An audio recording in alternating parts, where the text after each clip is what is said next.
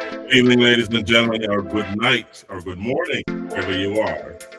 This is Nara Promotion, Deal, podcast show. Always straight moving out, straight coming in, and always remember, God is in control. Every time, ladies and gentlemen, I'm telling you. Okay, welcome back to the show. It's amazing. Oh, yeah. Oh, yeah. Welcome, wherever you are. Where you hear this from. So, ladies and gentlemen, we got a packed show for you tonight. And as usual, we always say, you gotta pray. So let's bring a prayer on the screen right now. And let's pray. Here we go. Here we go, ladies and gentlemen. We're going to have a prayer. Before the sun rises again, show this your people favor.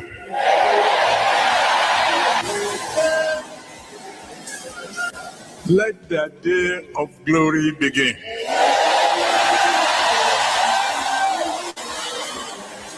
In all their lives, anything called shame, remove completely.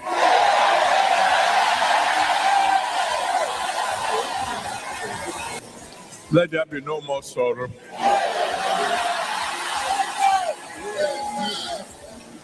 No more failure. No more defeat. No more barrenness.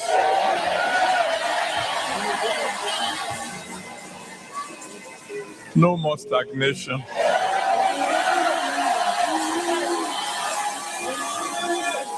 No more regrets.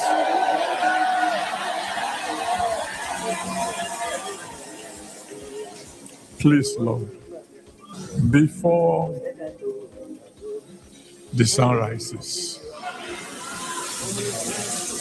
the evidence that you have visited your people,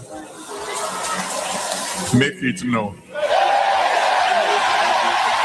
Before Amen, and amen, ladies and gentlemen. It's a beautiful thing. I'm telling you. I'm going to give you some inspiration right now. It's a beautiful thing. So let's jump into the inspiration. Here we go. Share that with you immediately. So, ladies and gentlemen, please like, share, subscribe, comment, click the notification bell so others know that we're here, or whenever we're coming on live to you. It's always great to share. There's always great information here. We always share great information. So this is 11 things people learn too late in life. So check it out. It's very interesting. And I hope you learned something from it. Here we go. 11 things people learn too late in life. 1, the less you say, the more your words will matter. 2, don't take everything personally. Not everyone thinks about you as much as you do. 3, when you focus on problems, you'll have more problems. When you focus on possibilities, you'll have more opportunities. 4, no matter how much it hurts now, someday you will look back and realize your struggle changed your life for the better. 5, you meet people for a reason. Either you need them to change your life, or you're the one that will change theirs. 6, never be afraid to try something new. Life gets boring when you stay within the limits of what you already know. 7, you will never truly know the value of a moment until it becomes a memory. 8, once you begin to take note of the things you are grateful for, you begin to lose sight of the things that you lack. 9, if you do not have control over your mouth, you do not have control over your future. 10, life is a mirror and will reflect back to the thinker what he thinks in. 11 things. So, ladies and gentlemen, the 11th thing, I want you to guess what that one is. Goodness gracious me. It's a beautiful thing. Welcome back to the show, ladies and gentlemen. Amazing. Yeah. Oh, yeah. So, you can also donate to the show, to keep this family-friendly show alive.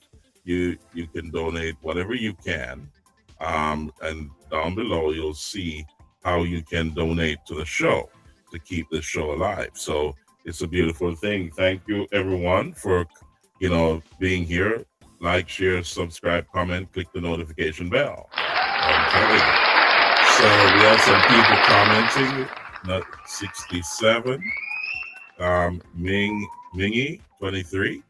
Say 67, 67, 67. Okay. Speak up, damn. Goodness gracious me. So welcome to the show, each and every one of you. And we say thank you for being here. Please like, share, subscribe. Hello, Mingy 23. We're here. Bless you. And thank you for being a part of the show. Oh, yeah. It's a beautiful thing. So, ladies and gentlemen, and this is another comment, Roman de Matteo. Welcome to the show as well. It's a beautiful thing. Oh, yeah. Welcome. Please like, share, subscribe, comment, click the notification bell, and share it with others so they know that when the show is coming on. And we say welcome to everyone around the world, especially in Europe, Africa, Canada, United States, the Caribbean, all around South America, Central America, everywhere in the world, wherever you're hailing from, in Africa, wherever you are. Thank you for your comments. Please comment. You can comment at any time, and we will address those comments as they come in. So, ladies and gentlemen, we have a packed show for you tonight. And first, we're going to start with the Naram anthem, as you know we always do. Goodness gracious me, it's a beautiful thing. So let's share that with you immediately, and then we'll dive into the show as we normally do. So remember, like, share, subscribe, comment, click the notification bell. Please do, so we can keep this show growing and keep this show alive. So here we go. So let's get into it. Here we go. So let's bring that on the show right now. That's Kane Walker. You know how it is. Every show he's on, and he gives you as it is. So here we go. Listen up to the anthem. Here we go. I don't care if they talk shit. I don't talk to hypocrites. If you hate me, that's just fine. Go on down and get in line. They try to tell me what I need, and it sure ain't nothing good for me. Don't care what they say, it's all just talk. Gonna head my way and walk my walk. They try to bend me, but I won't break. I pay no mind to the noise they make. I keep my head, I hold my Goodness gracious. Gonna knock me down. They can swing, but I won't flinch. I was built for times like this. So talk your shit, but be aware. I don't care. Goodness gracious me. Welcome to the show. And we've got one of our listeners and viewers from China right now, and we want to hail up our China audience and the Chinese audience, that is. So Mingy 23 said, I'm from China. Welcome to the show. Like, share, subscribe. Welcome. We're here. That's a beautiful thing. So ladies and gentlemen, there is a countdown going on right here in the United States. A countdown going on, and I'm not sure if you are aware of that countdown. And I want you to bring that to you, that there's a live countdown going on, and let me show you what's going on here, ladies and gentlemen. Let me share that with you. If you weren't aware, I'm going to bring it up to you right now, so you can also count down to what's going on. So here we go. Let me share that with you. This is the countdown. Let's go. If you didn't know, you know now. So let's see it. Here we go. Add that to the stage. And it's a countdown to America's 250th anniversary.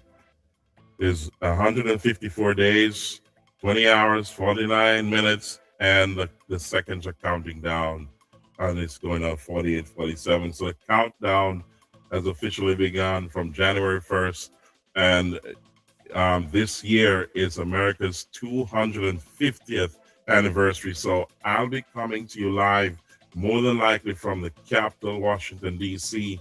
And it's gonna be spectacular, ladies and gentlemen. So I'm gonna do my best to cover it for you so you can see what's going on here in the United States. It's a beautiful thing.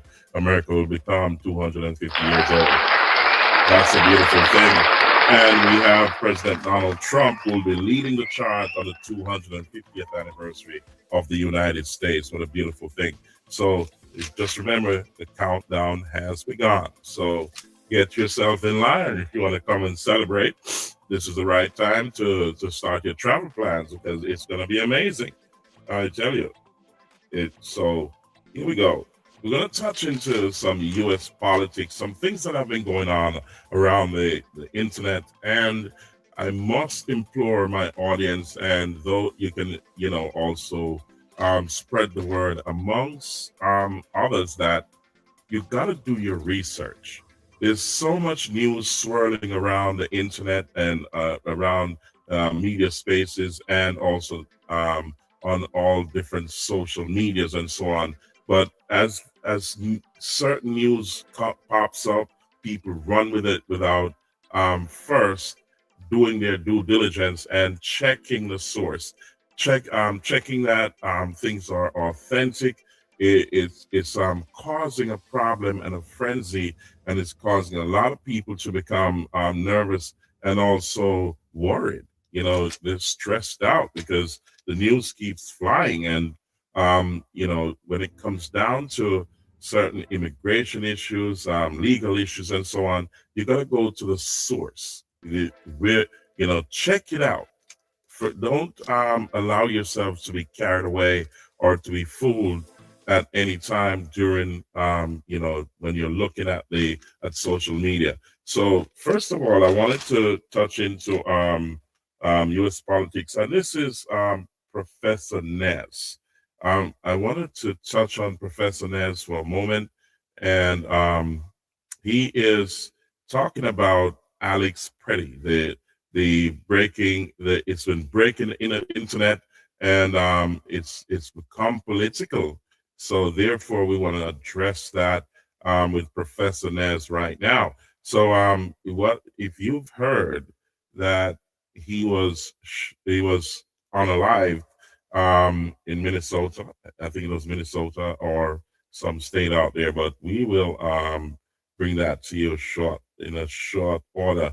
Let me get certain things off my screen here so I can bring it to you live.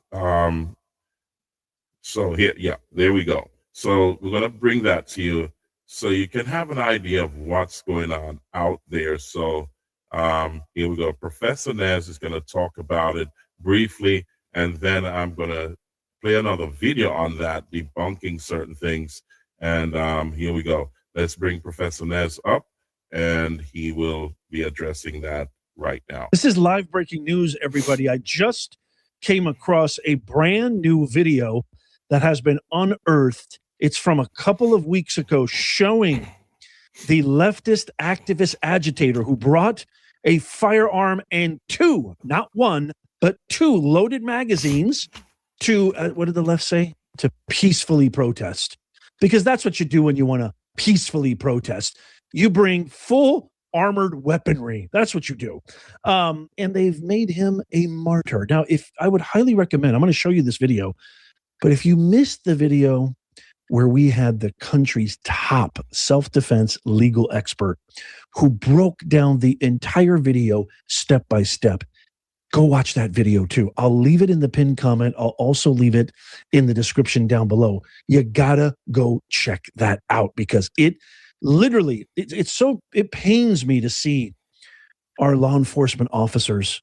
It pains me to see these celebrity actors who I used to actually like. Edward Norton now saying there needs to be an economic shutdown.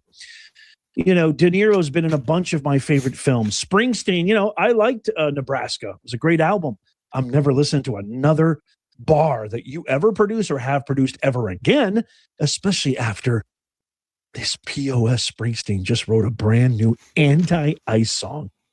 This is the guy who's supposed to be born in the USA, all-American, middle-class hero, the boss, just wrote an anti-ICE song. And now, without knowing anything, and you've got the WNBA and the NBA, these entitled millionaires, a moment of silence for this creep who attacked law enforcement officers. They go spreading lies about our hardworking law enforcement officers who are risking their lives, jeopardizing their families, getting doxxed. Attacks on them are up 18,000%. And you millionaires, you entitled, lucky, you should be thanking you luckier stars, millionaire trillionaires. All you do is play a child's game, and you're defaming our law enforcement officers.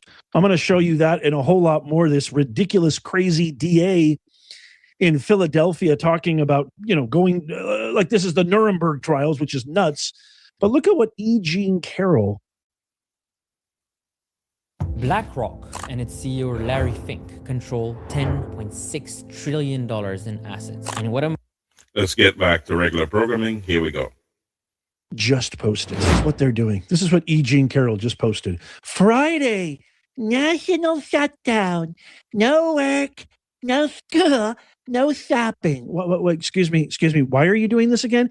Because we don't like when criminals, are taken off the streets. We like criminals. We like crime. We like our cities in turmoil and bedlam. We like fires. We like buildings burning down. We like criminals running free, committing heinous acts on boys and girls just trying to go to school and people just trying to follow the law. That's what we like. Excuse me. So you want to shut down the entire country over criminals, illegals, who have committed, these are like some of the worst of the worst. These are people who have done things to children. These are people who have done the most heinous scum of the earth.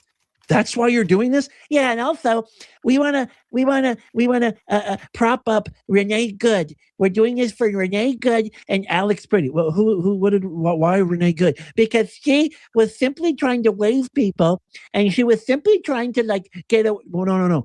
Did you know that the officer who's just doing his job, who's making sure that our American streets are clean and safe, he went to the hospital because of internal bleeding? No, but that wasn't because. What was that because of?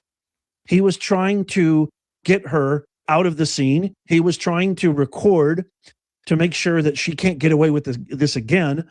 All new evidence came out. She tried to block traffic for 45 minutes. She was dancing in her car, and then she tried to run over a law enforcement officer. That's why you want to shut down the country? Well, also, what about Alex Pretty? Well, Alex Pretty had a firearm on him. Alex Pretty injected himself, interfered with law enforcement officers. These guys shouldn't be anywhere near. Alex Pretty was violent, shoving, pushing ICE agents. And this new video that just got unearthed is going to dispel all the notions that these two are heroes at all. Okay, maybe I'll think about it. Shut up and sit down. Okay, before I show the Alex Pretty video, and I'm kind of delaying this on purpose, and I'll tell you why. I'm just going to be completely transparent because they will take this video down if I show anything that's even resembling a hint of violence or anything. But I want to show the whole video. I want to show it transparently, so I have to wait a little bit. So I have a couple of things I want to share with you really fast. I promise you it's going to be worth it. Just stick around. So one of my heroes is a Gen Xer. Molly Ringwald, she sides with criminals. She was in 16 Candles, Pretty in Pink, Breakfast Club. I mean, tons of movies I grew up watching. If you're a Gen Xer, let me know in the comments down below. You're not going to believe what she just posted. Watch. I don't spend a lot of time doing this, talking to you like this, unless I'm, recommending a foundation or telling you to get your kids vaccinated against meningitis. But I feel like I can't stay silent, and neither should you. There's something horrible going on in our country right now. And we have one of the greatest countries in the world. And I've always been so proud to be an American. But right now, this is a fascist government. It's not becoming a fascist government. It is a fascist government. I can't play anymore. It's like 5 minutes long. I can't play it. It's absolutely deranged. We have a Holly weirdo cult cabal worshiping demon culture in Holly weirdo that has been inflicted with maybe the worst case of TDS I've ever seen. Glenn Close. These are all actors do you guys have a single molecule of critical thought in your entire anatomy? Do you at least say, you know what, instead of just watching MS, I feel like they literally have a tube that just gets injected into their forehead, and MSNBC and CNN are just, pumping them full of just pure toxic porridge.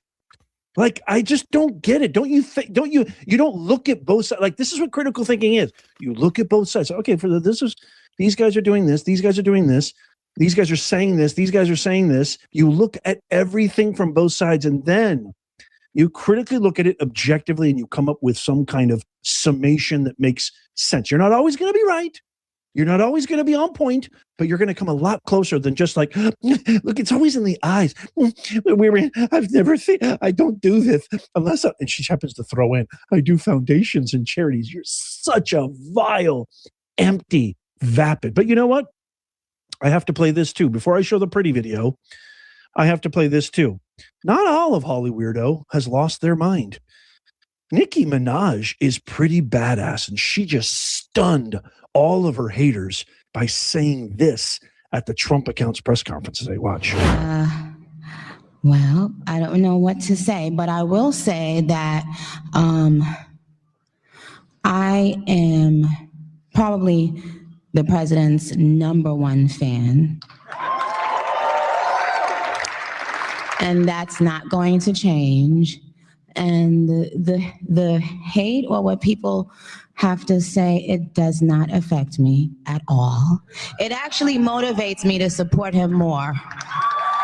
And it's going to motivate all of us to support him more. We're not going to let them get away with bullying him and, the smear campaigns. It's not going to work.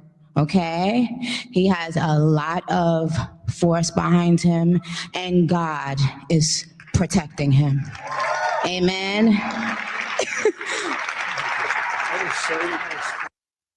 If you have one of these, so let's get your home's ready back for an to upgrade. the regular programming. Here we go. You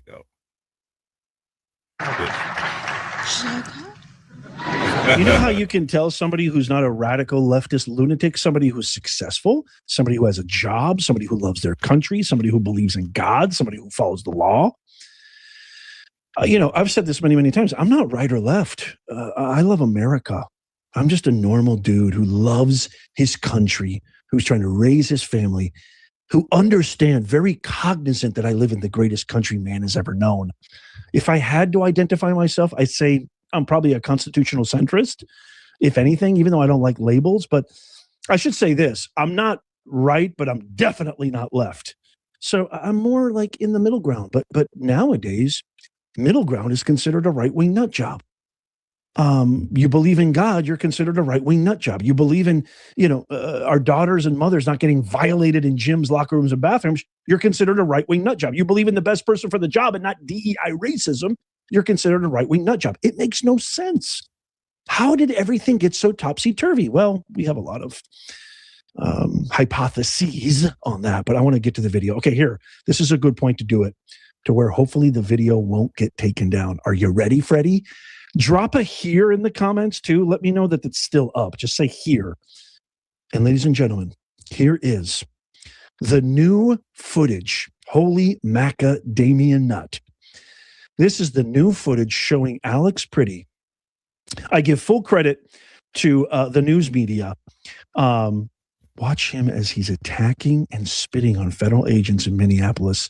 This was just last week. Watch. This is a moment the news movement filmed on January 13th in Minneapolis, showing a man who appears to be Alex Pretty interacting with federal immigration agents 11 days before Border Patrol shot and killed him. Our footage was analyzed by the BBC, whose facial recognition technology confirmed his identity to a 97% degree of accuracy. On the morning of January 13th, our team received a tip that federal agents were blocking a street at the corner of East 36 and Park Avenue in Minneapolis. We arrived around 10:15 a.m. We saw observers shouting at the agents as they walked back to their vehicles. When they started driving away, the man kicked their taillight. An agent then got out of the vehicle, grabbed him, and pushed him to the ground.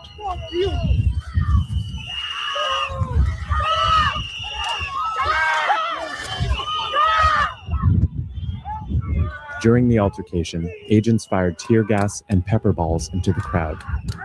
They continued to hold the man down before they retreat, and he walks away.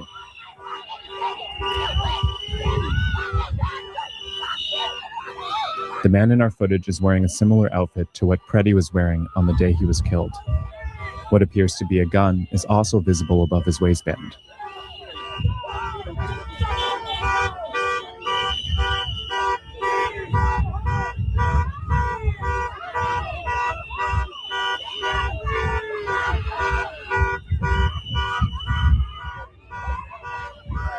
Here, he continues to stand at the scene.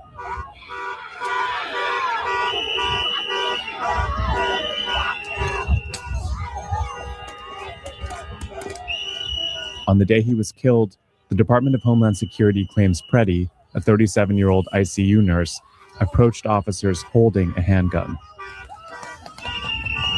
That claim has been contradicted by analysis of bystander videos from multiple news investigations, which concluded that Preddy was holding a phone, not a gun, when he was pinned to the street.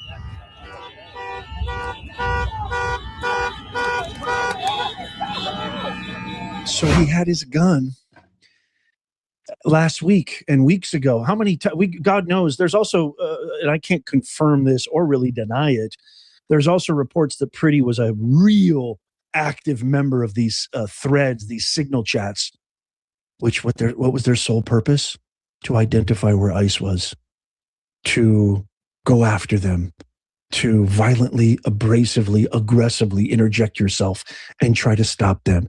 And what are they trying to stop them from doing? They're trying to stop them from ridding our country of the criminal illegals who are led into this country by the vegetable in chief Joe Biden and the worst DEI political pick of all time, the fake borders are Kamala, the Ugandan Harris. Ladies and gentlemen, do your due diligence. I'm going to play another video by Benny Johnson, and this video will shed some more light on what's been going on in terms of the Alex Preddy situation. This is active and it's going on, so you can always do your due diligence. But you must always check your sources, do your research, and here we go. Let me bring this Benny Johnson video up to you so you can understand where I'm coming from. Here we go.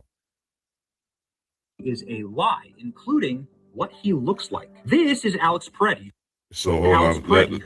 Everything the media has told you about Alex Preddy is a lie, including what he looks like. This is Alex Preddy, who brought a loaded Sig Sauer P320 to a physical altercation with federal officers this week. He resisted arrest and fought those officers and lost his life. Now, every American life loss is a tragedy, whether it's gunfire or fentanyl. But what's also a tragedy is when the media lies about these deaths in order to manipulate us, and that is precisely what they are doing with Alex Preddy. They have manipulated his actual photo into this. This is an AI-generated fake person that the media is telling you lost his life tragically in Minneapolis this week. Watch. The nonviolent bystander by ICE agents in Minneapolis. This time it was 37-year-old Alex Preddy. That's not a real person. This is an MSNBC broadcast that was seen by millions of people. I can't believe that they did this. They actually changed the image in order to try and create further sympathy, primarily among their female audience. They know this. It's psychological warfare. MSNBC is disgusting for doing this. Imagine if you die for your cause and then somebody at MSNBC decides you're too ugly to be a martyr. We see you, MSNBC. We know what you're doing. You did the exact same thing to Joe Rogan. Just a reminder, Joe Rogan didn't look sick enough in his COVID video, and Alex Preddy wasn't pretty enough. They're also not telling the full story about who Alex Preddy was. They want you to think that he's simply an innocent nurse who was caught in the crossfire, but that's not true. He was actually a professional agitator who was hunting down ICE agents and actually had broken a rib in a confrontation with federal agents a week before. Alex Preddy spent his time hunting down ICE agents. Listen to this. In this earlier incident, he stopped his car after observing ICE agents chasing what he described as a family on foot and began shouting and blowing his whistle. Preddy later told one of these sources that 5 agents tackled him and one leaned on his back, appearing to leave him with a broken rib. So if you're doing this, you're not an innocent bystander. Alex Preddy was a soldier, not a civilian. Civilians don't break a rib at a physical confrontation with police and then show up and do it again the next week armed. This was somebody who was a paid left-wing agitator and activist, somebody who was working in a coordinated fashion to try and disrupt federal officers and was known to federal officers for physical confrontations. It's still a tragedy, but you need to hear the full story. This is who Alex Preddy actually was. Everything the media told you. So, ladies and gentlemen, do your due diligence. This is an active story, and you should check it out. You need to know both sides. I've been looking at both sides, and you need to know the full truth. So here, this is the other side of what's been said. A lot of people sympathize. I sympathize with his passing, and I sympathize with his family. But he, Alex Preddy, put himself in that position when there is an active search and operation going on with ICE. You got to get out the way. Those are federal officers. They're keeping law and order in all states. So the president told you at the beginning of his term, this is going to be law and order. So you don't fight these cases in the court of public opinion. You take it to the high courts and let the judges decide. So, ladies and gentlemen, that's Alex Preddy's story. We're going to move off from that. But there's another story that was circulating, and there's some people making some derogatory comments. I'm not going to post them up here. I'm not going to respond to you. You can keep those comments to yourself. If you continue, then I'll block you. That's how it is. So we're objective here. We look at both sides, and we keep it family friendly as well. So on Truth Social, there was a posting there about Ilhan Omar, and if you know Ilhan Omar, you know who I'm talking about. And there was this posting, and I'm going to share that with you, so you can see a different side to that altercation that happened recently. So let me share that with you and read what was said here and was posted on Truth Social. Here we go. So let's go, ladies and gentlemen. Here we go. So it says, when you forgot you pose for a picture with the guy that you paid to assault you with a mystery liquid, then didn't go to the hospital, didn't change your clothes, made no effort to remove the mystery liquid, then hugged people at the end of your town hall with the mystery liquid. So you can do your research on that. I just thought it was interesting to post that. It came up on Truth Social. You can check it out for yourselves. All right. So that's another side of another story. So I'm going to also call on attorney Andrew Branca to bring you some information regarding, let's see, Minnesota's Signal Gate. If you notice in the Alex Preddy video from Professor Nez and also Benny Johnson, they were talking about something about Signal Gate. So let's see what's going on here with attorney Andrew Branca. And let's go. Let's check this out. Here we go. I think we got it. Where is it? All right, got it. We're going to bring it to the screen, and then you'll be the judge of what's going on here. But this attorney was on point. Here we go. Let's hear what he has to say. Almost a minute of scrolling here through the South Side Minneapolis Rapid Response ICE Chaser signal group. You can see them actively checking plates, calling intersections, calling out chase agents. This is organized obstruction of federal law enforcement. It's a conspiracy to impede federal law enforcement. To remind everybody, when you're engaged in a conspiracy, everybody involved in the conspiracy is responsible for the foreseeable consequences of the conspiracy. Everyone involved is now engaged in federal felony, impeding of federal law enforcement in good for 8 years. And maybe much worse, maybe they're responsible for the death of Alex Pretty. One of the reports here is that the Lieutenant Governor herself, Peggy Flanagan, a far left progressive fascist, big supporter of trans rights, whatever that is a dispatch administrator, an authoritative figure, not just like an observer on the Signals chat. She's a boss. Signalgate, Minnesota Lieutenant Governor involvement. Flan, her name is Flanagan. Flan has been exposed. Look at this communication.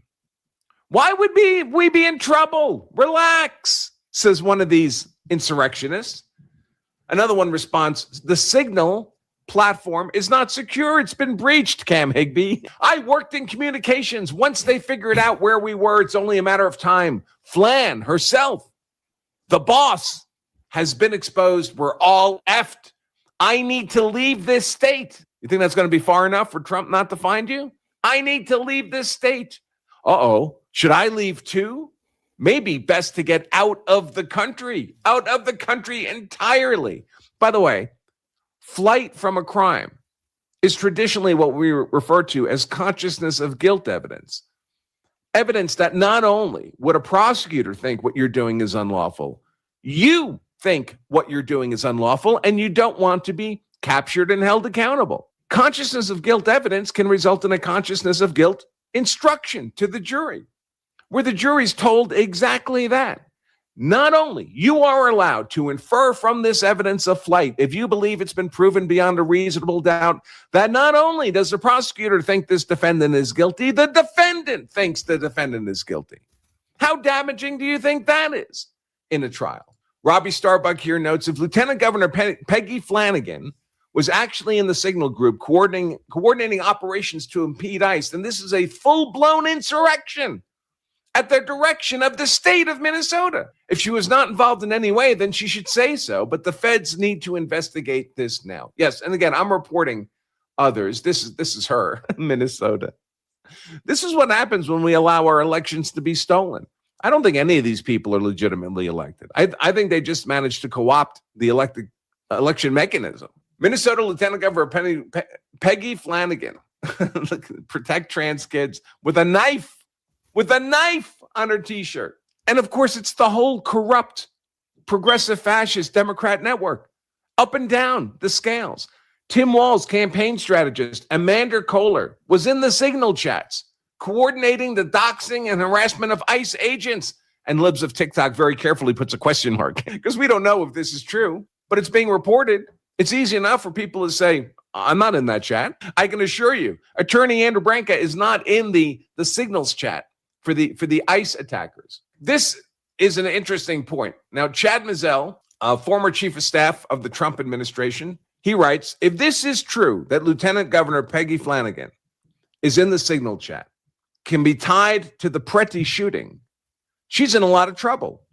Let me spell it out, he says. If you're involved in a conspiracy, here interfering with ICE operations, and someone dies as part of that conspiracy, even if the deceased is a co-conspirator, all participants in the conspiracy can be charged with murder. Lieutenant Governor Flanagan better lawyer up. She may have some federal agents who want to talk to her. If you don't know what Signals is, it's an online, supposedly secure communication system, encrypted communication system, where people can communicate with each other in an organized fashion. And apparently, the pro-invader paramilitary forces in sedition against our federal government in Minneapolis and elsewhere around the country have been using this communications platform to coordinate their attacks on ICE. And not just coordinate at the attacker level. Left-wing journalists are part of this communication. State-level officials are part of this communication. People running for state office in Minnesota are part of this communications network. Alex Pretty, shot dead by ICE just a few days ago, was reportedly on this communications platform. And it's not just, of course, the signals coordination. They also appear to have the ICE, anti-ICE insurrectionists also appear to have access to government surveillance tools. Look at this. If you want to know how protesters are able to locate and converge on ICE agents and suspected ICE agents almost immediately, it's probably because they're being fed automatic license plate readers, data by the local police department. I don't know if you have these things in your town. They're in my town. It seems like every few blocks, there's a black post, a little solar display, and a camera. And what it's doing is it's continually scanning every car's license plate that goes by, reports it into a giant computer system where tags can be flagged and then there are locations immediately identified from these cameras. And of course, these are not the only cameras that an urban center police department would have. There'd be more traditional surveillance cameras mounted around the city, traffic cameras, all that kind of stuff. The Twin Cities, he writes, has over 300 of these license plate scanner cameras and uses AI technology made by a company called Flock Safety. I'm familiar with Flock, to monitor, track, and enforce traffic laws. This is an incredibly powerful system. It's an announcement of the new business network. In June, Flock bragged about the ability for businesses to subscribe to Hot Lists, which alerts subscribers to the location of select cars that pass any Flock license plate reader, regardless of who's operating the camera. Real-time monitoring of select cars. Well, it would be very helpful, wouldn't it? For the anti-ICE insurrectionists to have access to this. It would explain why they're so rapidly able to converge on rental cars, ICE vehicles, how coordinated they are. And this overlays with the Signal Group. Apparently, they've illegally captured 5,000 plates being discussed in the Signal Group. And some of these administrators of this group, like we already talked about, Lieutenant Governor Peggy Flanagan, are connected directly to Tim Walz. Plate after plate after plate. Breaking, it's confirmed, Minneapolis activists tracking ICE officers, running plates, actively following them around the city. This isn't a protest. It's an organized resistance with Democrat officials connected to it. Homes should be raided. Arrests should happen. You smell the insurrection in the air? It smells like burning wood and gunpowder. More consciousness of guilt evidence. Insurrectionists fleeing the state and the country. A tipster messaged some of the people in one of the Minnesota insurrectionist signal chats. The user indicated she intends to flee the state because we're in so much trouble and maybe even flee the country. And again, it's not just individuals exercising their First Amendment rights here. It's these violent anti-ICE insurrectionists. It's people in government. It's not only people in government. It's people looking to be in government. Look at this. Attorney General Keith Ellison. This is the guy who railroaded Derek Chauvin in the George Floyd prosecution. Quite the piece of work, this dude. Also appears to have been coordinating with the Somalians in their fraud efforts, promising them that he would make sure he kept the money flowing. The spice must flow. Hey, Keith Ellison. More Minnesota officials. Amanda Kohler, I already mentioned. We have Tim Poole notes, if the local government's in active rebellion against the federal government, it's Civil War-esque, isn't it? Reminiscent of Fort Sumter? Who do we have in the signal chats? Government officials, anarchists, Antifa, gang members, and journalists. Journalists. Look at this. Ben Hovland, photojournalist at Minneapolis Public Radio. And as soon as his name was exposed, what does he do? He locks down his X account. More consciousness of guilt evidence that can be introduced into court to allow the jury to infer that these people know they're guilty. That's why they're doing all this. And it's not just people already in government. This is one of the strengths of the left. They're so psychotically passionate about forcing others to bend the knee. They're so fascist. And it's a problem for the right. It really is. Because the truth is, victory will always go to the side that's determined to win over the side that just wants to be left alone. And the right largely just wants to be left alone. These people don't. These people want to put a boot on your neck and do it with judgmental justice. They're running for office. Minnesota State Senate candidate Anita Smithson caught in the anti-ICE signal group chat. She's running for office, and she'll probably win. That's why things are so insane. And of course, part of this is they have to get the federal government out of Minnesota. They're all going to go to prison over this fraud. Trump just posted, Minnesota is a criminal cover-up of the massive financial fraud that's going on. Now it's not just the illegals that are at risk of being put in a cage until they're deported. It seems like it's everybody in a position of authority anywhere in the state of Minnesota.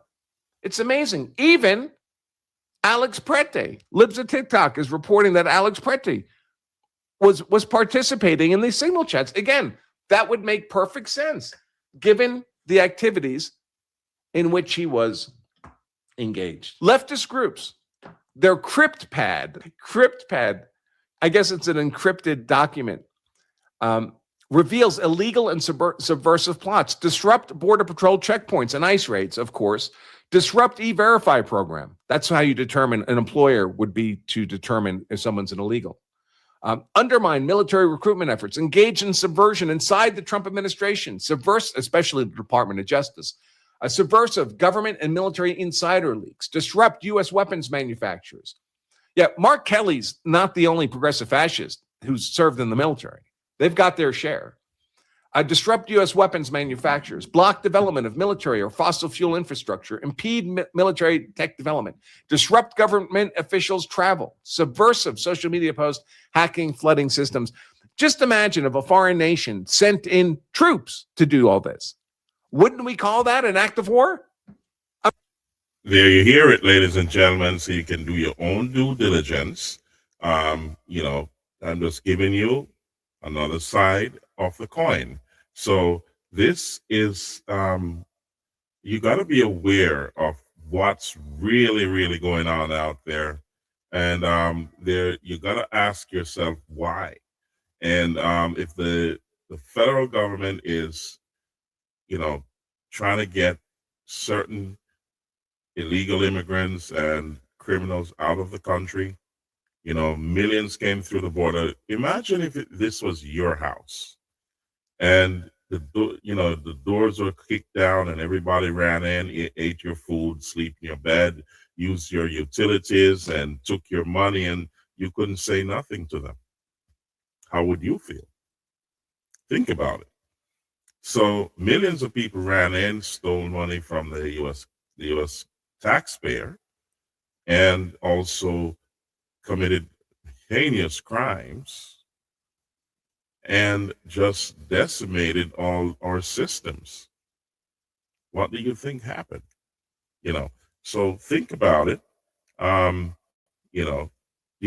one thing is for sure, that the federal government is actively monitoring how you address this situation. There's a legal way to do it and there's a wrong way to do it. So you choose which way you want to do it, because one thing is for sure, if you don't have loyalty to the United States, guess what? You can answer that for yourself. So in the meantime, let's play a song for that. These are serious times. So let's go to Kane Walker, and with his new song here we go. Boopsie's Homecoming. Okay, Boopsie. Me want foreign or walk back your money? You know, no visa. Which is why I have an appointment at the U.S. Embassy. You want me to jump you? I don't run tired with the ladies and nights. If you're with me once, you stay in the fight. I've learned hard time. I don't keep folks. Here we go. The line. If they switch once, they'll switch twice. I've met men build on borrowed pride, one hard truth, and they leave your side. I don't run tight with them babies and nights. If you're with me, check this out, ladies and gentlemen. This is Naram Promotions, the Real Deal Podcast Show. who's down to stay and who ain't built to last? When the hell break loose, that's when you know. Goodness gracious. And who's quick to go? Stand strong with me. That's loyalty. But break that bond, and you're dead to me. Goodness gracious me. I'm telling you. Check that out. Welcome back to the show. This is Naram Promotions, the Real Deal Podcast Show. We're going to go into some U.S. immigration, and you've been hearing about the Executive Order 14160. It is real. I'm going to read that for you right now, and so you can understand what's going on with this executive order. So let's move that on the screen right now. Here we go. So let's read that for you, ladies and gentlemen. What's going on with the Executive Order 14160? This is protecting the meaning and value of the American citizen and citizenship. On January 20th, 2025, President Donald Trump signed an executive order to protect the meaning and value of American citizenship. Currently, the federal government is enjoined, that means they're instructed from enforcing the executive order. However, Section 3B of the president's order directs the heads of agencies to issue guidance to implement it, and the Supreme Court has allowed that part of the order to take effect. So there's a note here. These changes in U.S. passport procedures requirements to comply with the executive order are not in effect at this time. The following is the Department of State's implementation plan once we are allowed to comply with the executive order. This implementation plan, consistent with the president's direction, provides such guidance. So the Department of State implementation plan is under the Executive Order 14160. Children of mothers whose presence in the United States is unlawful or lawful but temporary will not acquire U.S. citizenship unless the father is a lawful permanent resident or a U.S. citizen or U.S. national at the time of the child's birth. The passport application process includes both acceptance and adjudication. That's extremely important. Passport acceptance agents and passport agencies staff will request original proof of parental citizenship or immigration status to determine the citizenship status of the applicant. This information will be necessary to determine if those applying for a passport are U.S. citizens. The passport application process consists primarily of two main stages: acceptance and adjudication. The acceptance process ensures that, to the extent possible, the Department of State receives all the information and documentation needed to determine the U.S. citizenship of the applicant. The category of acceptable parental status provided by USCIS. Here it is. Individuals born to a mother who has one of the following statutes acquire U.S. citizenship at birth in the United States under Executive Order 14160. A, U.S. citizens and nationals. B, Native Americans born in Canada who enter the United States under INA 289. Asylees, conditional permanent residents, lawful permanent residents, and refugees. So if the mother does not hold a qualifying status at the time of the child's birth, the father must be a U.S. citizen, U.S. national, or legal permanent resident for the child to acquire citizenship under the 14th Amendment. That's extremely serious.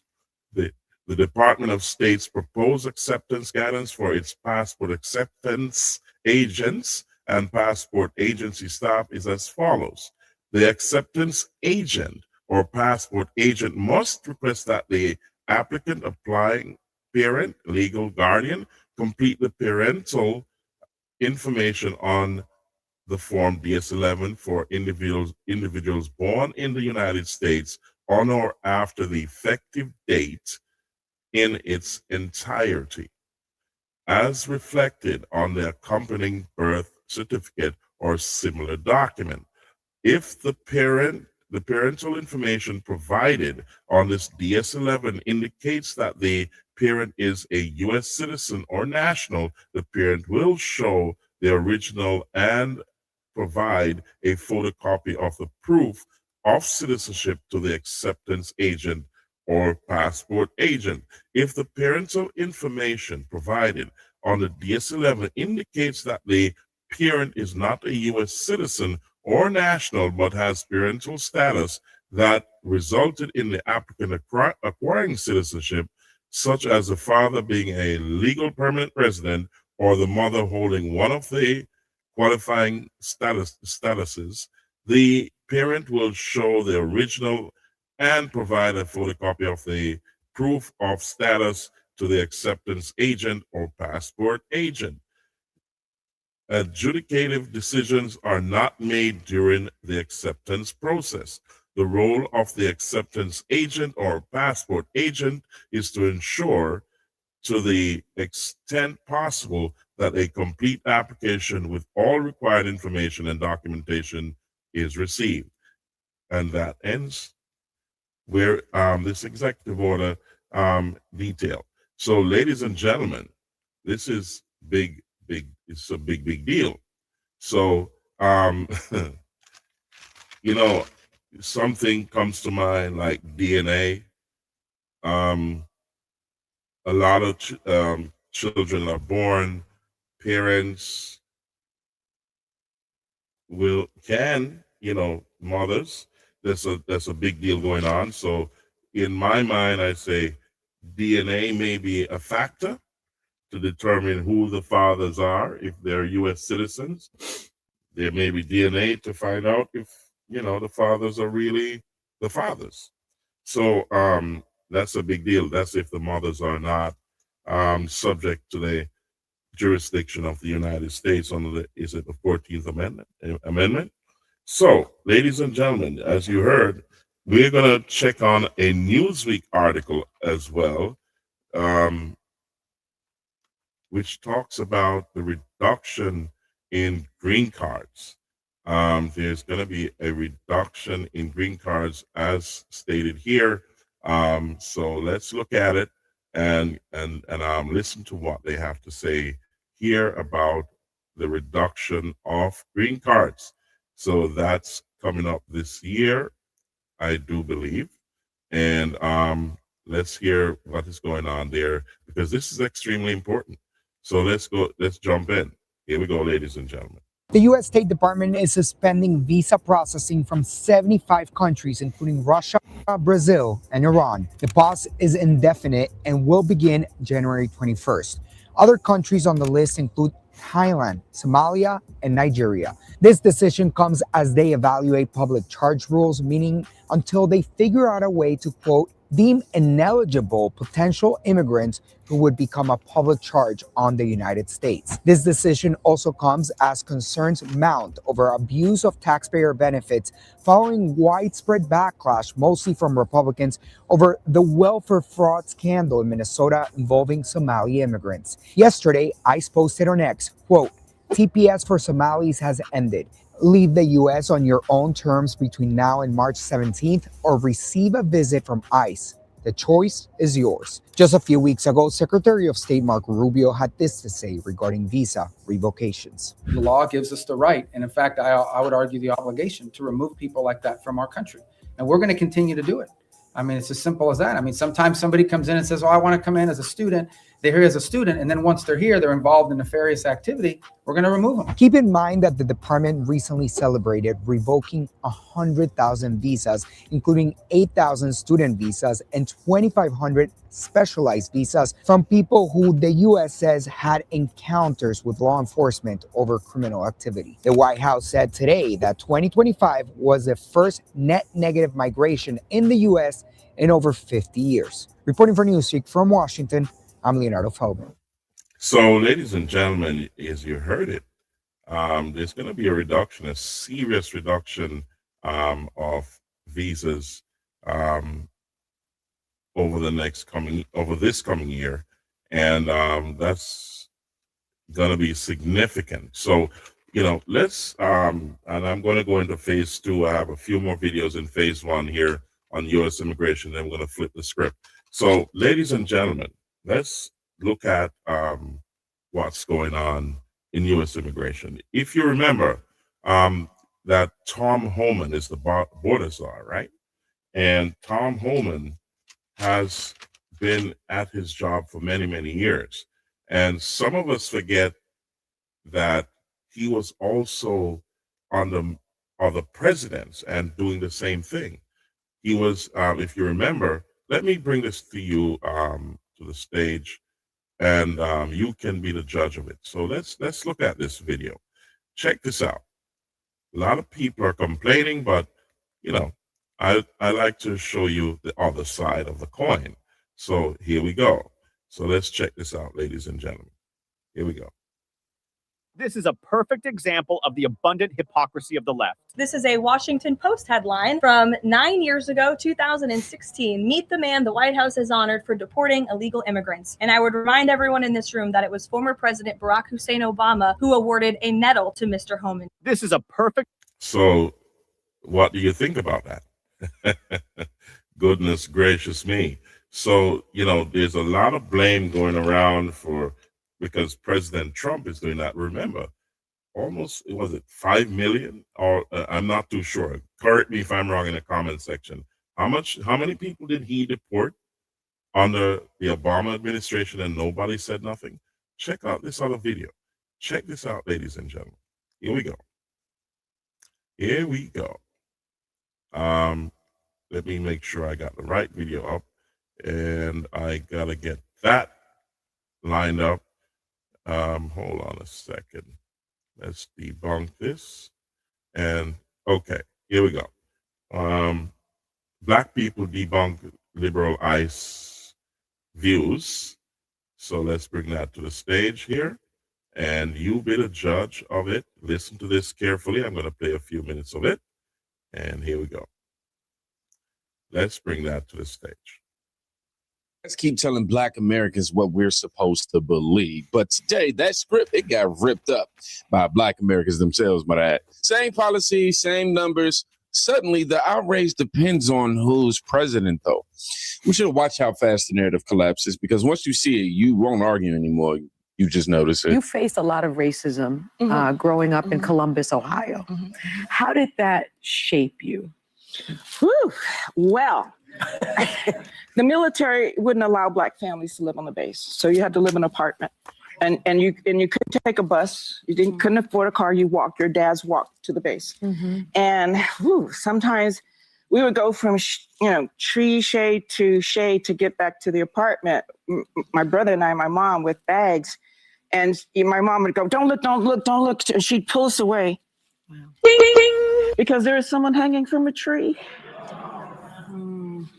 And they have a memorial for it now where you can see where people were and left. And it triggers me today to see that a voice can be silenced. And if a white family supported a Black, they're going to get burned down or killed or lynched as well. Yeah. Yo, Bigfoot here. If you're So a New let's York get this homeowner off, and have an off electric the, bill over off $100, the you can go screen. solar Here we for go. Back to regular programming. So this is Pam Grier on The View, and she recounts her childhood lynching claim on The View. If you want to go anywhere else with that claim, that's where you should go. Now, I want you to notice the silence, right? No follow-up, no timeline check. No, hold on. What year is that again? Because on the left, emotion outranks accuracy. If it feels right, it just becomes right. That's how it works for them. But facts don't bend for feelings. Pam Grier was born in what, 1949? The last confirmed lynching in Ohio was 1911. I'm not saying nothing has happened since then. I'm just going off of the data. That's not politics. That's arithmetic. And when arithmetic ruins the story, the left doesn't correct it. They shame you for noticing it. That's not empathy. That's narrative control. And once you catch them stretching time, you start seeing how they stretch truth everywhere. Y'all, look at this. Obama's ICE chief gets an award for 920,000 removals. Trump's ICE chief is called a Nazi. Same guy, Tom Homan, was in charge of it for Obama. Obama deported in 2012 409,000 people. Trump in 2025, 290. Wow. You got to do the math. It's so frustrating because, like you said, they've taken such an anti-Trump administration position that no matter what he does, even if it is in the name of good intentions, the problem is Minnesota is a sanctuary state. So because they're a sanctuary state, they do not cooperate with ICE. They can arrest somebody for a violent crime, have them in jail, and they release them on the street. And so ICE is forced to go get these people in the streets. Obama's ICE chief gets an award for So there you go. 920,000. This is where it gets uncomfortable. Same man, same job, same enforcement. But under Obama, he gets awards and praises and applause, medals. Under Trump, Nazi, fascist, threat. So you got to ask yourself, if enforcement was immoral, why was it celebrated? Because the outrage isn't about ICE. It's about who's allowed to enforce the law, right? Let me get back in focus.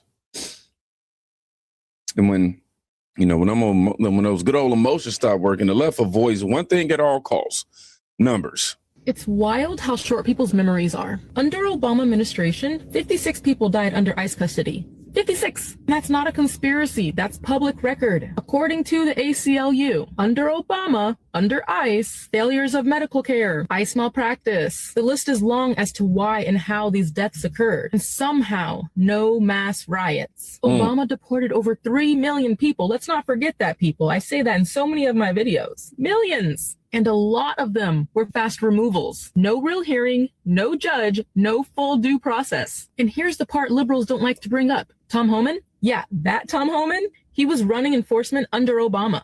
And during that time, he was given an award back in 2015 for his work with ICE. Even Democratic states allowed ICE to do their job under Obama. Here's my thing. If you're going to be mad, be consistently mad. Liberals were not mad when ICE was doing their job. All 8 years with Obama, they weren't mad in the streets. Now, I'm not saying that deaths don't matter. They always do. I'm saying the outrage only appears when it's politically convenient, AKA selective outrage. Come on now.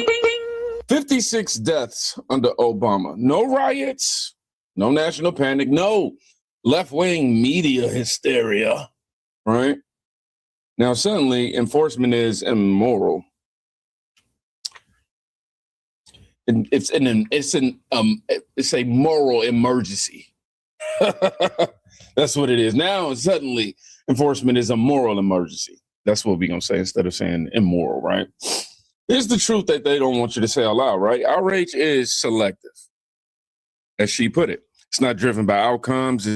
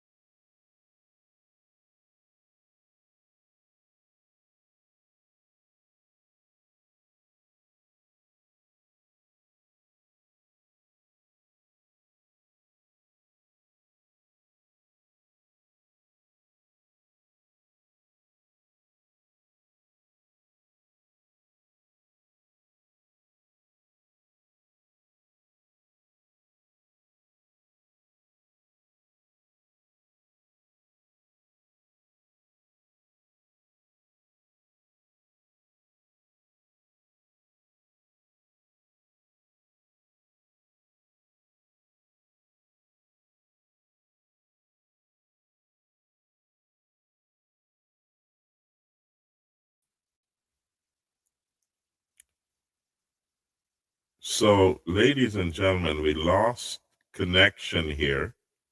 We lost our connection. The internet went down, so there's a big freeze going on outside there, leading into the weekend. So there's a big storm coming. I think we're going to be pummeled with a lot more snow this weekend, but the temperatures are dropped significantly.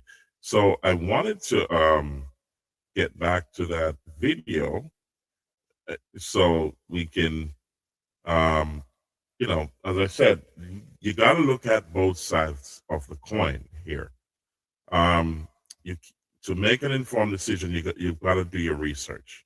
And, this is why I'm bringing you the other side of the coin. So you can understand that the media, in most cases, a lot of the media is biased to one side and not showing you both sides. So when someone like myself or, some of my colleagues, we take the time out to do our research to see what's right, what happened on this side, what happened on that side, and let's see what the facts are, and we bring that to you. Some people get angry, you know what I mean? So I gotta, what's this? Let's see what this person said. Okay, so welcome to the show. We got a break in transmission, so let's jump into some other stuff with Attorney Mac being here. She's talking about the ICE memo. You remember that one? The ICE memo that leaked. They said it leaked. Let's check that out and see what's going on. Let me see if this video will actually come up. Let's check this out, and hopefully we'll get it going. So here we go. Yeah, it's loaded.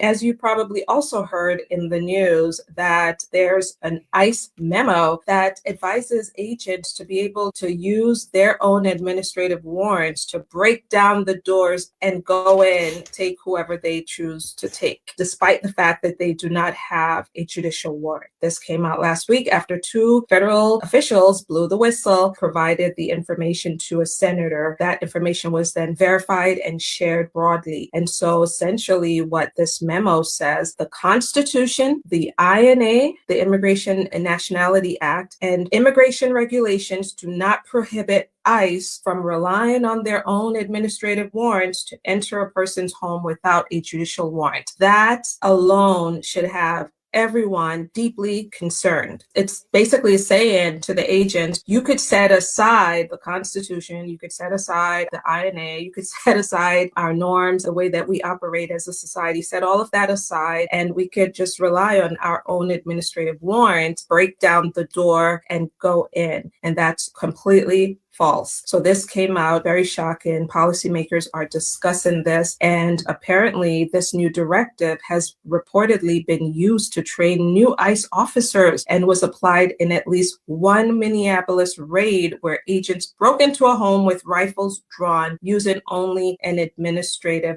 warrant. And just a reminder, the laws say that you must have a judicial warrant to enter into someone's home unless there's some sort of exigent circumstance, like there's a hot pursuit. Let's say law enforcement is chasing a potential drug dealer or a serious criminal, and that person runs inside a home. Well, they could go in and grab that person. That's important. That's an emergency, but not if someone is in their home and nothing exigent is happening that would cause a federal agent or any police to break down the door and go in. You guys know how things operate here in America. This is not America. So you heard it from Attorney McBean.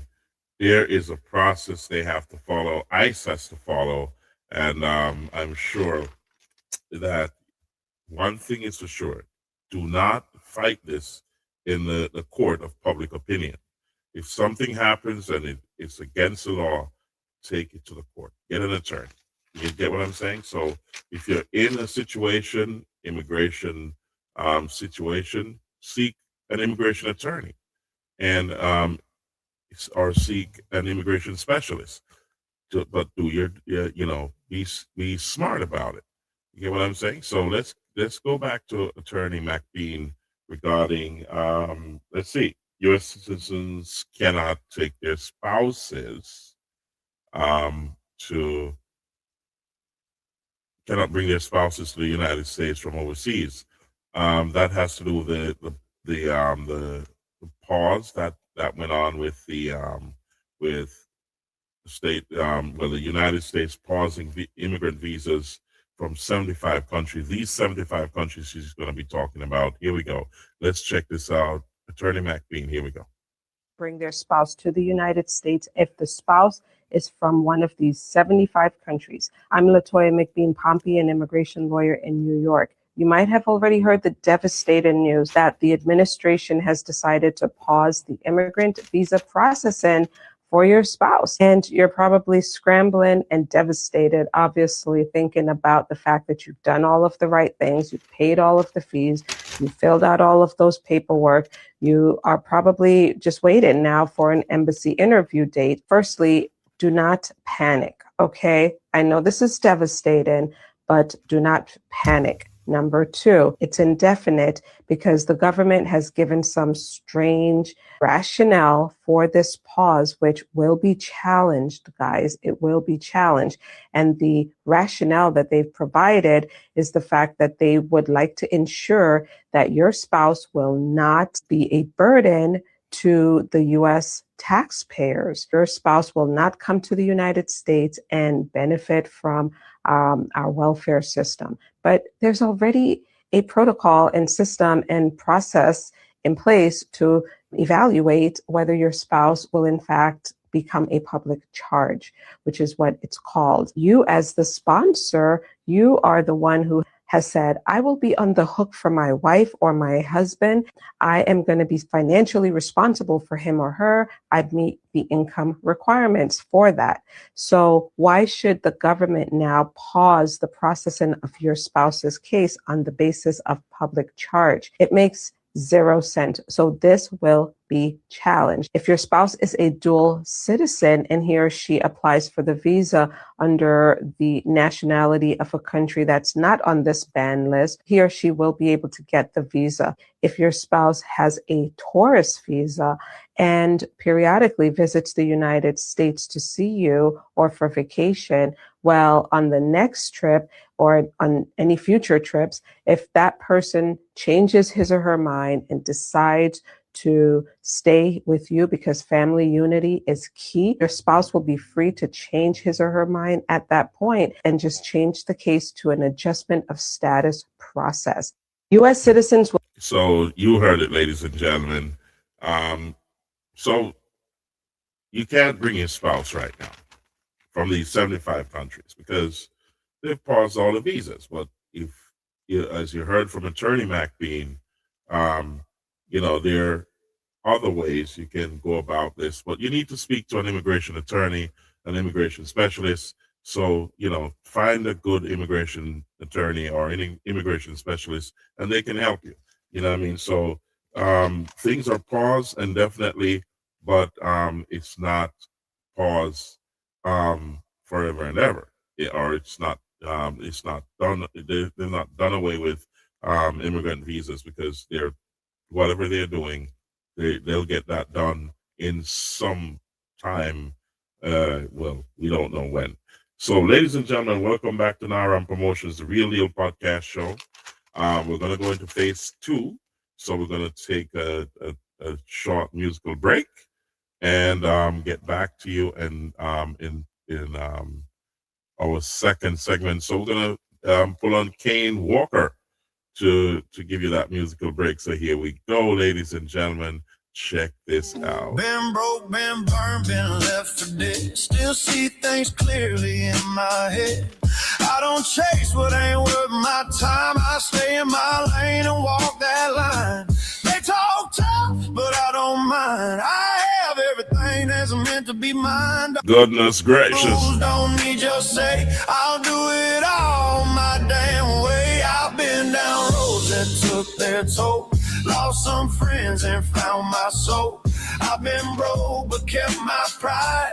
Have my faith when hope ran dry. Don't need the world to understand. A great fella taught me how to be a man. It ain't my problem if you don't like me. I'm still a man that I'm proud to be.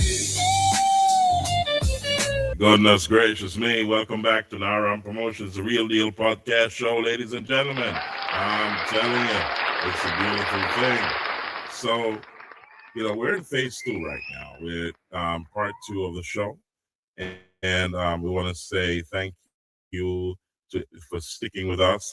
We had a little break there because the internet went down, but we're back up and running, and we're going to continue with the show. There's a cold front coming to Jamaica. Big deal. So we want to touch on that briefly. And, so those of you in Jamaica or traveling to Jamaica, you may need to take some jackets. Imagine that, take jackets to Jamaica. That doesn't sound right. So, ladies and gentlemen, let's check that out. We're going to bring that to, here we go. So let's bring that to the screen so you can understand what went on. And there was also a small earthquake in Jamaica. So let's check it out, hear what he has to say. It's Thursday, January 29th, 2026. I'm meteorologist Brian Shields. Cold weather moving down.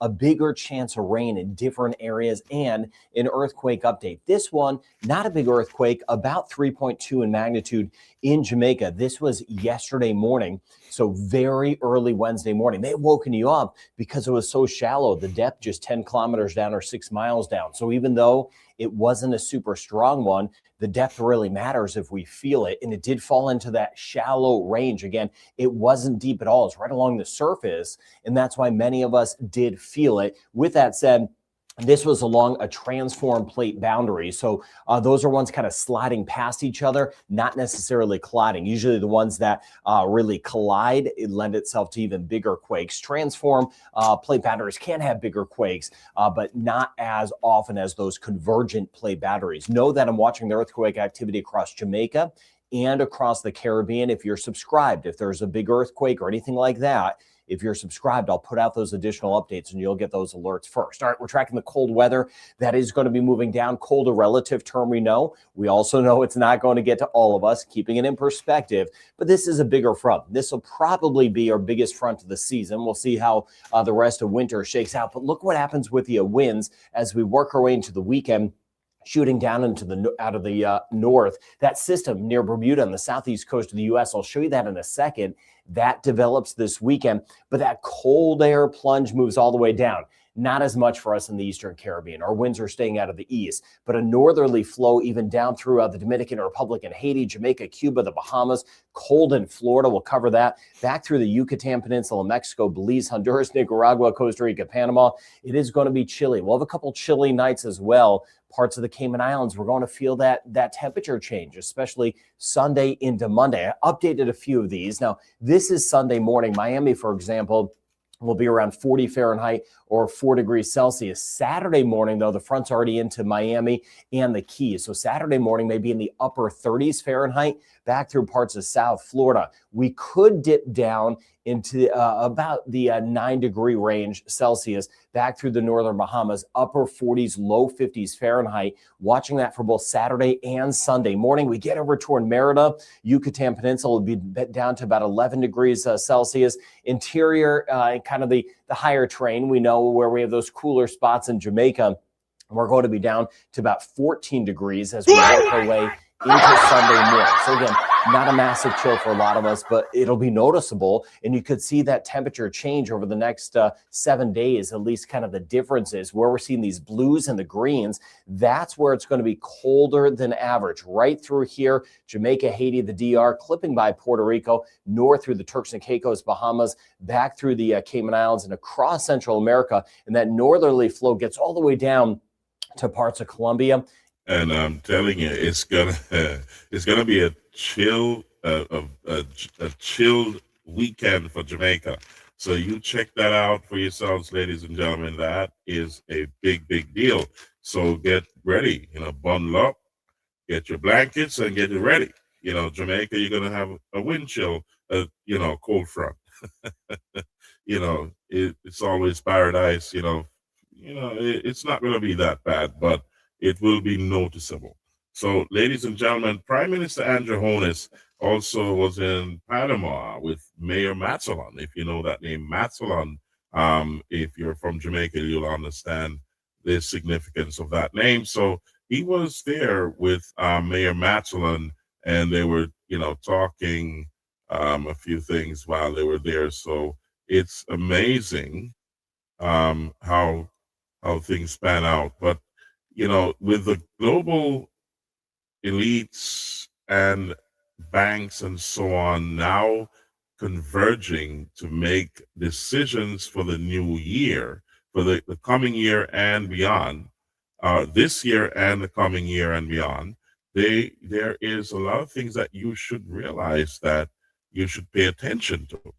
All right, so let's check out Prime Minister Andrew Holness with Mayor Matsalon in Panama. This is a big deal, so check this out. He was having a little talk with him, so here we go.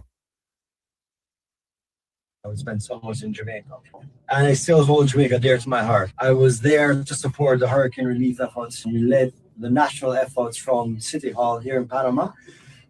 So let's kind of bring that.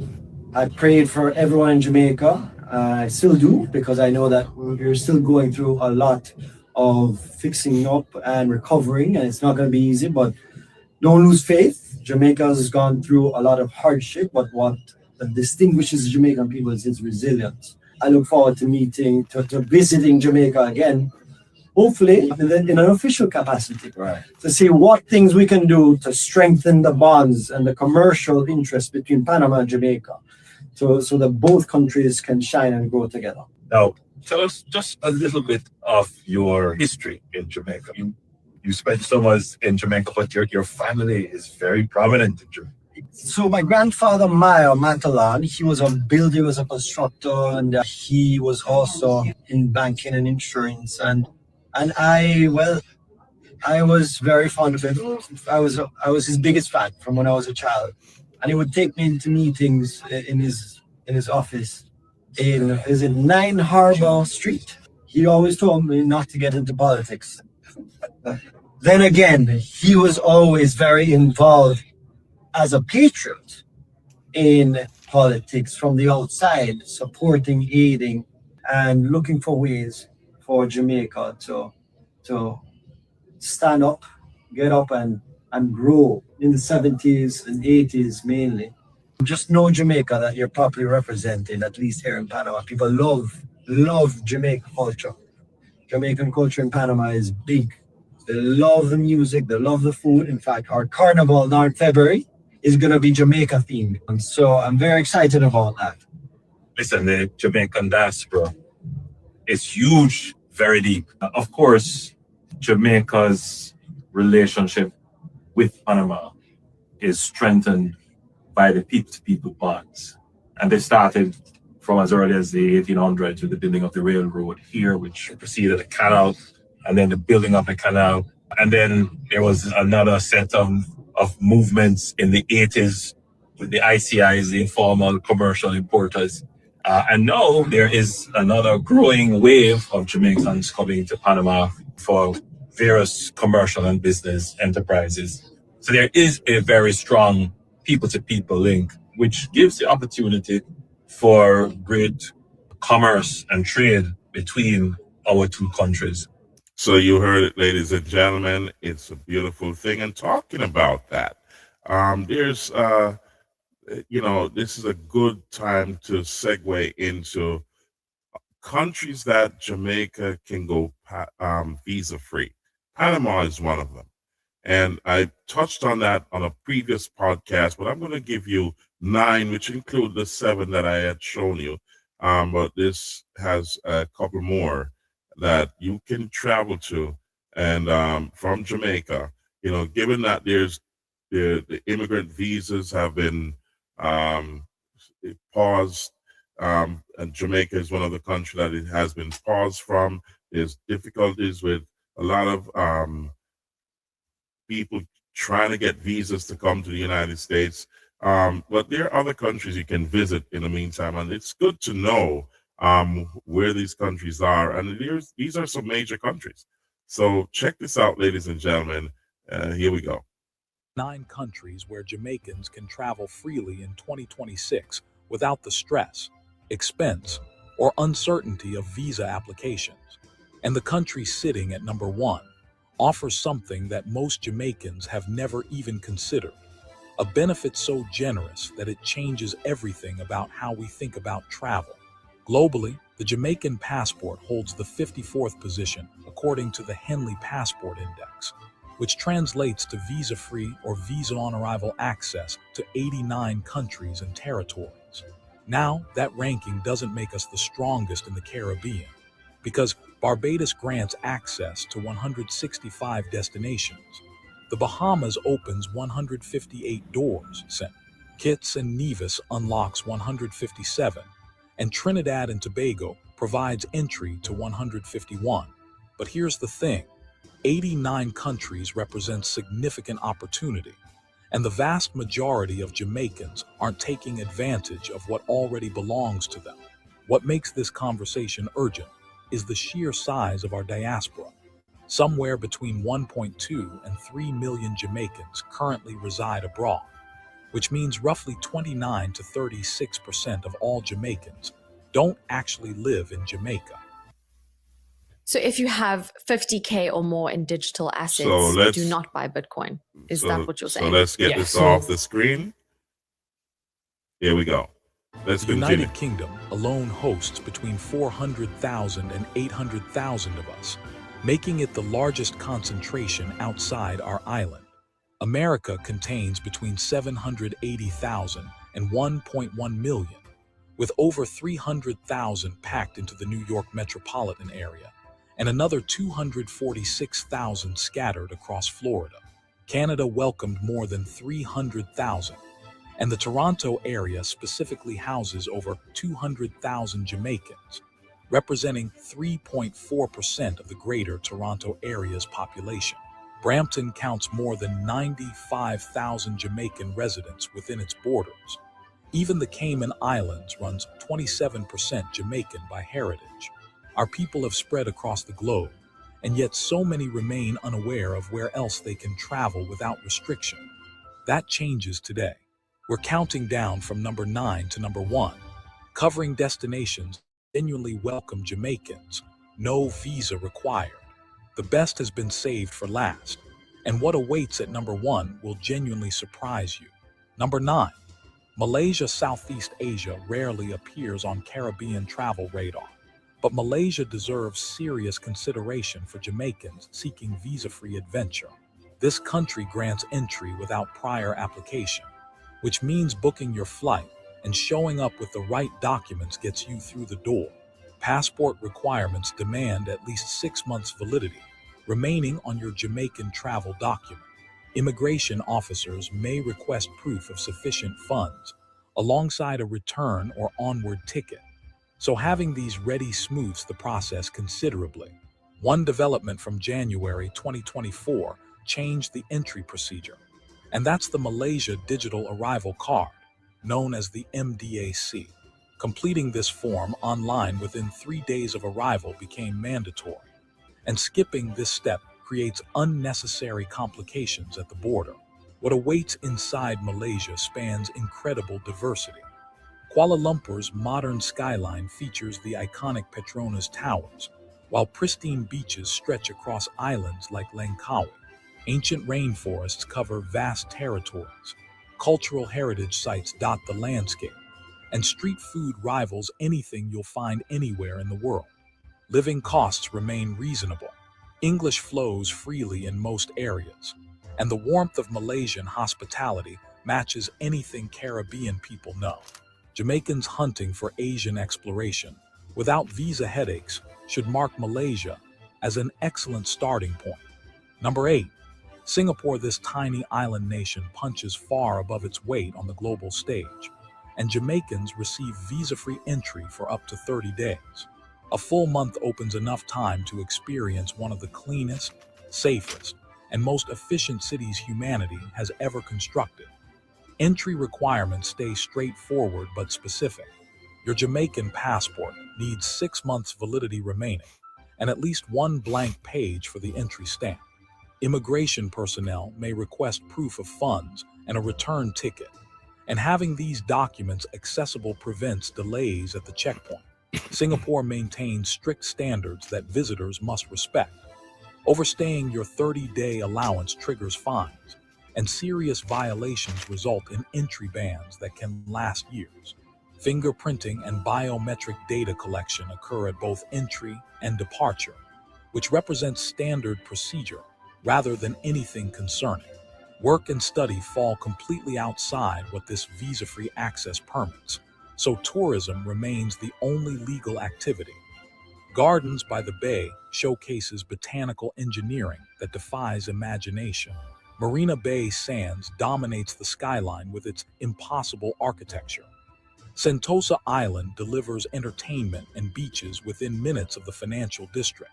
Hawker centers serve dishes that earned Michelin recognition while costing less than fast food back home. Public transportation operates with precision that makes other cities look primitive. What makes Singapore even more attractive is proximity to Malaysia, and combining both destinations into a single Southeast Asian journey multiplies the experience exponentially. If you're finding value in this information, now would be a perfect time to subscribe to the channel. We're pushing toward 20,000 subscribers, and your support helps us create more content like this. Drop a comment below telling us which destination surprised you the most so far, or share where you're planning to travel first. Number 7. Kenya. The African continent welcomes Jamaicans through Kenya with visa-free access lasting up to 90 days. 3 full months provide enough time to experience one of the most breathtaking nations on Earth. Documentation requirements include a valid Jamaican passport, proof of accommodation arrangements, and a return ticket showing your departure plans. Kenya implemented major changes throughout 2025 to boost regional tourism and strengthen continental unity, eliminating visa requirements for nearly all African countries. So let's kind of fast forward that. TikTok ads So change we're kind of running out of time here. everything for us. So let's get back to regular programming. I've cut it a bit short because there's 9 countries, and you know, some major countries are in here. I'll touch on this again on my next podcast, but we're coming close to the end of the show. So let's cut this to the end. Here we go. Allowances, arriving with return tickets, hotel bookings, and clear itineraries demonstrates legitimate tourist intent and improves chances of receiving the full duration.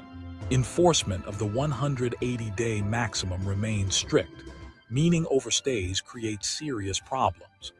Work and study fall outside permitted activities, so longer-term plans require proper residency pathways.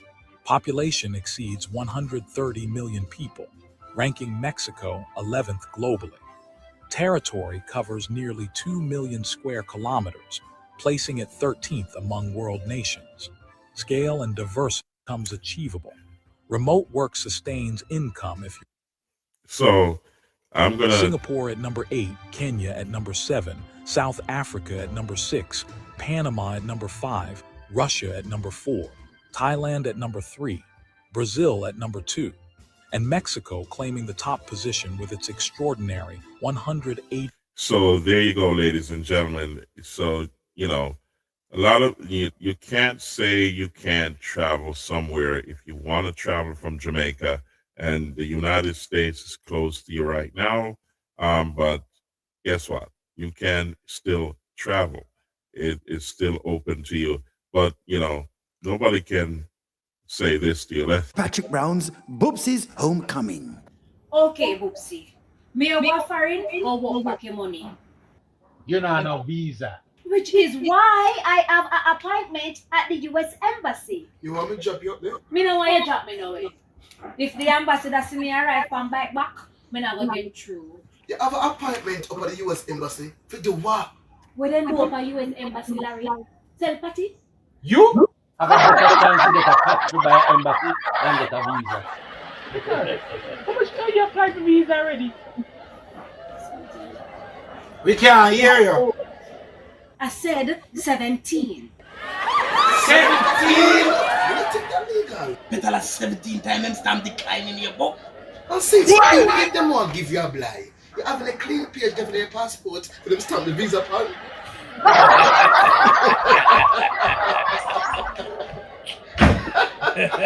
17!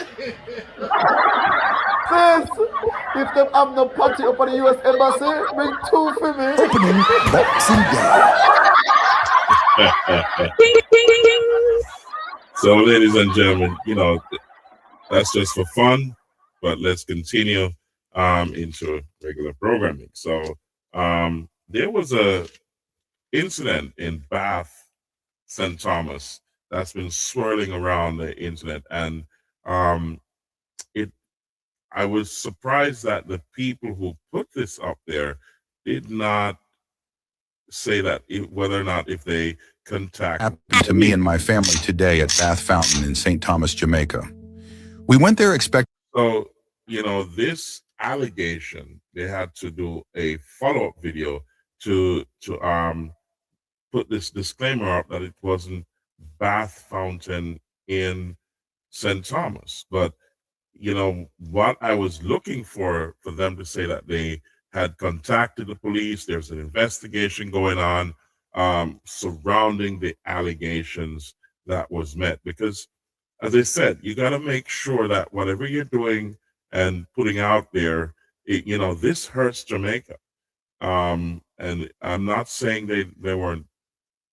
this incident did not happen, but there's a way to go about it to make sure that the police are informed and there's an investigation into the matter so that it doesn't happen to others. But let's take a listen to this. Here we go. To enjoy a natural mineral spring, something that's supposed to be relaxing and affordable. At first, some people approached us and offered a mud bath and hot mineral water experience. It seemed nice, so we agreed. But after everything was done, they told us the price was 35,000 Jamaican dollars per person. There were 6 of us. That came up to 210,000 Jamaican dollars. Then it got worse. They demanded an extra 10,000 Jamaican dollars just to take pictures with our own phones. And another 10,000 Jamaican dollars just to help my elderly uncle get down to the bath area. So in total, we ended up paying 230,000 Jamaican dollars. None of these prices were explained beforehand. We never agreed to anything like that. And when we questioned it and tried to leave, the people became aggressive and intimidating.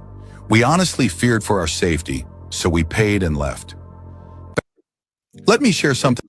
So this in itself is disturbing, and this was a follow-up video that they made. Quick update regarding the Bath Fountain incident I shared yesterday. I want to make something very clear. The Bath Hotel is not involved in what happened to my family and me in any way. They are not associated with the individuals shown in the images or with the people who approached us. This was actually my first time visiting Bath Fountain, so I didn't know what to expect or how things were supposed to work. We were approached by hustlers outside of the hotel area who offered a mud bath and hot mineral water experience. After it was done, they demanded outrageous amounts of money. The information I shared yesterday was about those hustlers, not the Bath Hotel. In fact, I later learned that the Bath Hotel itself offers the experience professionally and legitimately. So I could not have accused the hotel of any deception because I didn't even know they provided the service at the time. The hotel is legit and professional. The issue is with people outside hustling and taking advantage of visitors. My advice to anyone... Hey, everyone. So, it's unfortunate that they experienced this in Jamaica. At Bath in St. Thomas, not the Bath Fountain, but it would have been better if they had reported the matter to the police. You know what I'm saying? So, and made it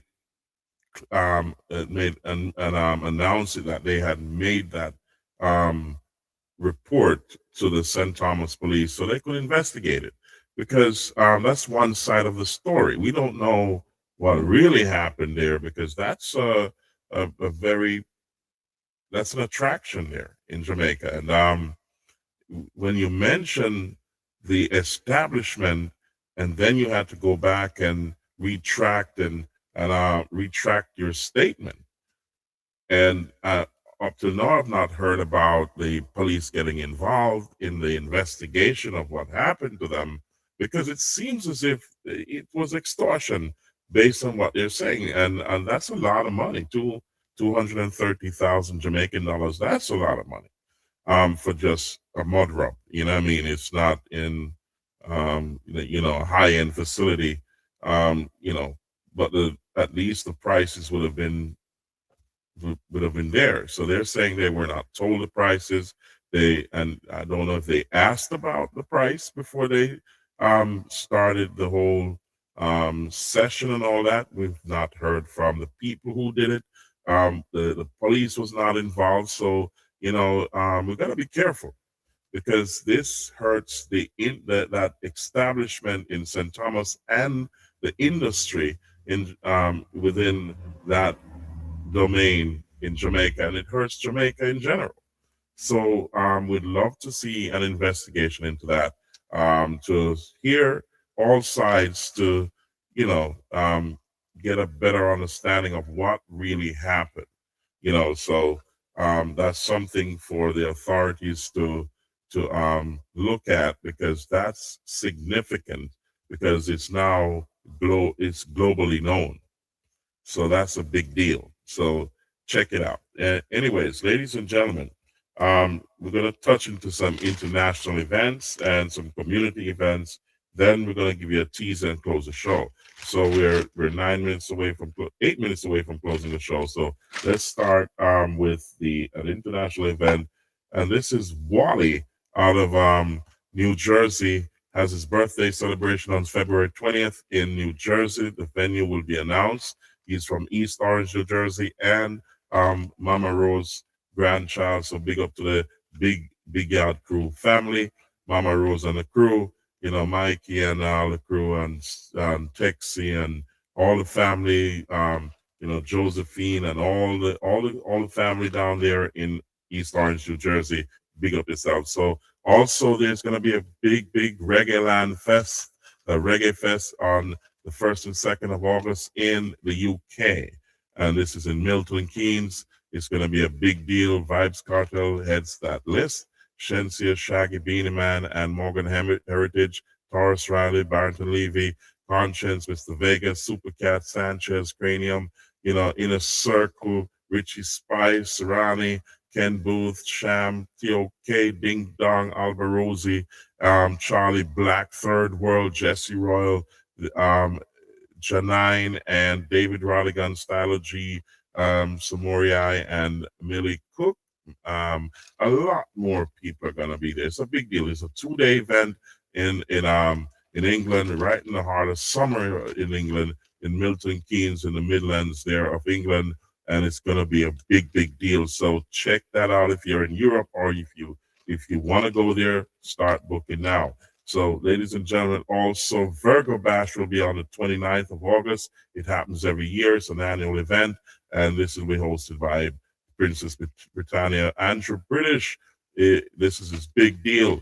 It's called British Click Kingston 13 Promotion presents Virgo Bash. So this is the T-shirt and netball skirt edition. So so the shots up there, and you can see the J. Ray and nephew clocking in. Also, we have community events here. That Bolo passed away from Alligator Pond District in Manchester. A good friend of mine, he's like family. His setup is going to be February 13th at his residence in Alligator Pond. The funeral will be on the 15th of February, and that's at the Alligator Pond Seventh-day Adventist Church. He's a prominent guy in the community. He passed away. We say condolences to the family. If you're there, give the family your support. If you remember, we did interview Bolo on the show. He was at Misha's residence there. That's back in sometime last year. Was it last year or earlier this year? I'm not too sure. I just got to look back on that, but it was a big deal. We're gonna show a little clip on that. So let's go with that right now. So, ladies and gentlemen, here we go. Let's check this out. Let's bring that to the stage. Let's add that to stage. Let's remove this from the stage and then add this one. Here we go. Let's add it to the stage. And here we go. This was back this is August 3rd, 2025, last year.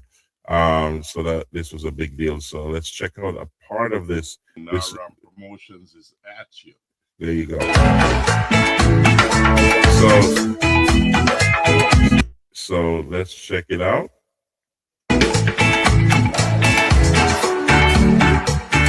Ruly Rave, the 7th edition. So, ladies and gentlemen, we're going to try Misha back on the line. I know it's busy down there. I heard it's a bumper to bumper. So let's kind of fast forward that on earlier, and she was super busy. The phones were busy with the music. So let's see if they post any pictures. Then so here we go. All right, let's try to get to the interview with him. That was at Misha's on that time. Let's see. Let's get to it. Here we go. Yeah, there it is. A lot of girls, just a lot of girls right now. Let's see if we Yeah, can. man, we have some people gone, so they're not be able to come back. all right. So yeah, Come the on, early programs. when we come a while ago, we could have Lovely. where the crowd is looking to block up a lot of bikes and buses and cars and stuff. Okay, so we got a lot of people there early. So the bar busy, man, the front bar and the bar at the back, everything is busy right now. Yeah. So that was last year.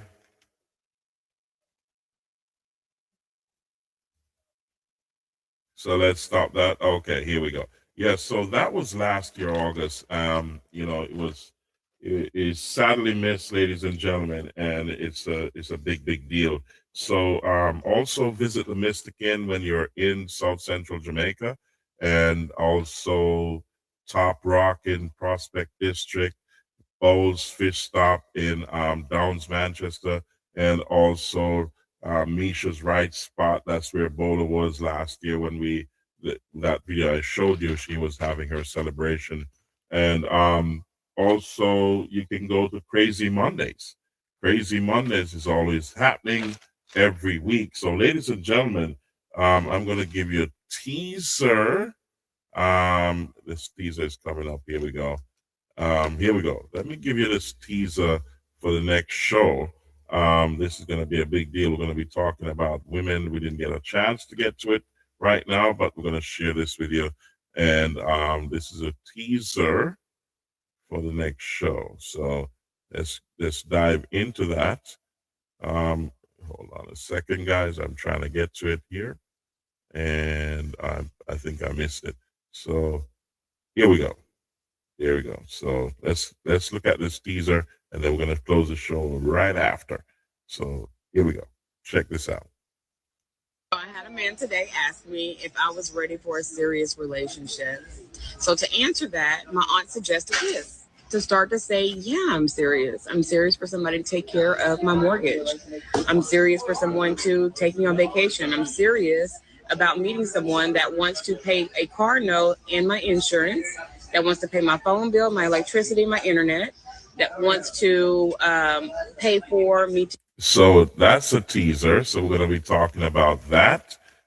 So we say, ladies and gentlemen, always pray going out, pray coming in. And always remember, God is in control. Thank you for being a part of the show.